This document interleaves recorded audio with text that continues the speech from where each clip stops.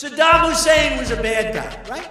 একজন অতি দরিদ্র রাখাল বালক থেকে আরব্য উপন্যাসের মতো ক্ষমতার শীর্ষে আরোহণ, আবার সেই ক্ষমতার চূড়া থেকে একটি অন্ধকার গর্তে লুকানো জীবন। সাদ্দাম হোসেনের গল্প কোনো সিনেমার চেয়ে কম নয়। তিনি কি ইরাকের ত্রাণকর্তা ছিলেন নাকি একজন রক্তপিপাসু স্বৈরশাসক? কেন এক সময়ের পরম মিত্র আমেরিকা তার জানাজা পড়ার ব্যবস্থা করলো? আজকের ভিডিওতে আমি সাদ্দাম হোসেনের জীবনের 4টি মোড় ঘোরানো অধ্যায় তুলে ধরব এবং শেষে ফাঁস করব সেই গোপন তথ্যটি, কেন তাকে আসলে ফাঁসি দেওয়া হয়েছিল, যা শুনলে আপনার মাথা ঘুরে যাবে। ইতিহাসের সেই রোমাঞ্চকর যাত্রা শুরু করা যাক। তো চলুন দর্শক, চলে যাই মূল ভিডিওতে।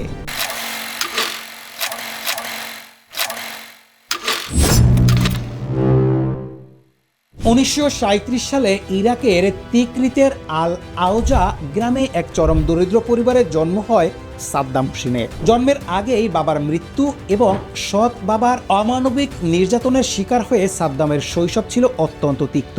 10 বছর বয়সে তিনি তার মামা খায়রুল্লাহ তালাফের কাছে বাগদাদে চলে যান, যিনি ছিলেন একজন কট্টর ব্রিটিশ বিরোধী জাতীয়তাবাদী। মামার প্রভাবে সাদ্দামের রক্তে মিশে যায় আরব জাতীয়তাবাদ এবং সুন্নি আভিজাত্যের লড়াই। 1955 সালে আইন কলেজে পড়াশোনা ছেড়ে তিনি বাথ পার্টিতে যোগ দেন এবং দ্রুত একজন লড়াকু ছাত্রনেতা হিসেবে পরিচিতি পান। 1959 সালে তৎকালীন ইরাকি প্রধানমন্ত্রী আব আল করিম কাসিমকে হত্যার এক ব্যর্থ চেষ্টায় অংশ নিয়ে সাদ্দাম পায়ে গুলিবিদ্ধ অবস্থায় সিরিয়া হয়ে মিশরে পালিয়ে যান। মজার ব্যাপার হলো, কাসিম তৎকালীন সোভিয়েত ইউনিয়নের ঘনিষ্ঠ হয় তাকে সরাতে খোদ মার্কিন গোয়েন্দা সংস্থা CIA সাদ্দাম ও তার দলকে পেছন থেকে মদত দিয়েছিল, যা ছিল সাদ্দামের জীবনের প্রথম বড় রাজনৈতিক মেরুকরণ। 1963 সালে CIA সমর্থিত এক অভ্যুত্থানে কাসিম নিহত হলে বাথ পার্টি ক্ষমতায় আসে এবং সাদ্দাম হোসেন ইন্টেলিজেন্স উইং এর দায়িত্ব নিয়ে বিরোধীদের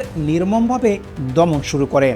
1968 সালে আরেকটি চূড়ান্ত অভ্যুত্থানের মাধ্যমে সাদ্দাম হোসেন রেভলিউশন কমান্ডার কাউন্সিলের ভাইস প্রেসিডেন্ট হিসেবে ইরাকের আসল ক্ষমতার চাবিকাঠি হাতে নেন। 1972 সালে তিনি ইরাকের তেল সম্পদ জাতীয়করণ করে পশ্চিমা কোম্পানিগুলোকে বিতাড়িত করেন, যা ইরাকের অর্থনীতিতে জোয়ার আনে এবং তাকে জাতীয় নায়কের মর্যাদা দেওয়া হয়। তবে 1979 সালে আনুষ্ঠানিকভাবে প্রেসিডেন্ট হওয়ার পর তার আসল রূপ প্রকাশ পায়। প্রেসিডেন্টের চেয়ারে বসেই তিনি 22 জুলাই একদলীয় সভায় 400 নেতার সামনে সিগার টানতে টানতে 68 জন বিশ্বঘাতক এর নাম ঘোষণা করেন। সেই সবার ভিডিও ফুটেজে দেখা যায় নাম পড়া মাত্রই সেনাদের দ্বারা তাদের হলরুম থেকে টেনে বের করে নিয়ে যাওয়া হচ্ছে, যাদের মধ্যে 22 জনকে তৎক্ষণিক ফাঁসি দেওয়া হয়। এরপর থেকে সাদ্দাম ইরাকে এমন এক ভয়ের রাজত্ব কায়েম করেন যেখানে পরিবারের সদস্য সাদ্দামের বিরুদ্ধে কথা বলতে সাহস পেত না।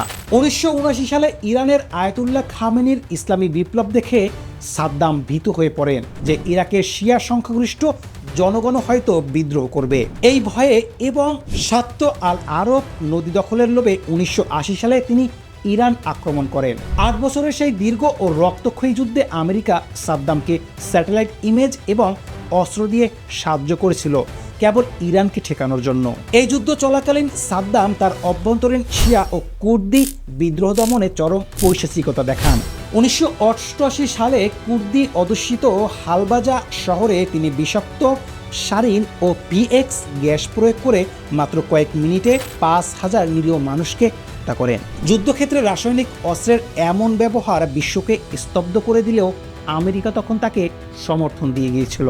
নিজ মন্ত্রিসভার স্বাস্থ্যমন্ত্রী যখন যুদ্ধের বিকল্প প্রস্তাব দিয়েছিলেন, সাদ্দাম তাকে মিটিং রুম থেকে বের করে পাশের রুমে নিয়ে নিজের রিভলভার দিয়ে গুলি করে হত্যা করে আবার মিটিংয়ে ফিরে এসেছিলেন। এমনই ছিল নির্মমতা। 1990 সালে ঋণের দায়ে জর্জরিত সাদ্দাম কুয়েত দখল করে নিলে আমেরিকার সঙ্গে তার দীর্ঘ বন্ধুত্বের অবসান ঘটে এবং তিনি পশ্চিমা বিশ্বের প্রধান শত্রুতে পরিণত হন। 2003 সালে গণবিধ্বংসী অস্ত্র থাকার অজুহাতে আমেরিকা ইরাক আক্রমণ করলে সাদ্দাম বাগদাদ ছেড়ে পালিয়ে যান। দীর্ঘ অনুসন্ধানের পর 2003 সালের 13 ডিসেম্বর তিকরিতের এক খামারের নিচে স্পাইডাল হোল বা মাটির গর্ত থেকে জরাজীর্ণ অবস্থায় ধরা পড়েন তিনি। 2006 সালের 30 ডিসেম্বর ঈদুল আজহার দিনে তাকে ফাঁসি দেওয়া হয়, কিন্তু সাদ্দামকে ফাঁসি দেওয়ার আসল রহস্য কি কেবল শিয়াদের হত্যা করা ছিল?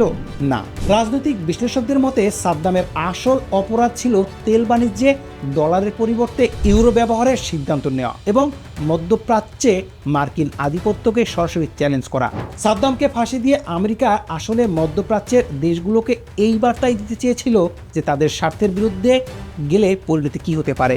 সাদ্দাম হোসেন হিরো ছিলেন নাকি ভিলেন, তা আজও এক অমীমাংসিত প্রশ্ন। তবে তার পতন ইরাককে এক দীর্ঘ স্থায়ী অস্থিতিশীলতার দিকে ঠেলে দিয়েছে।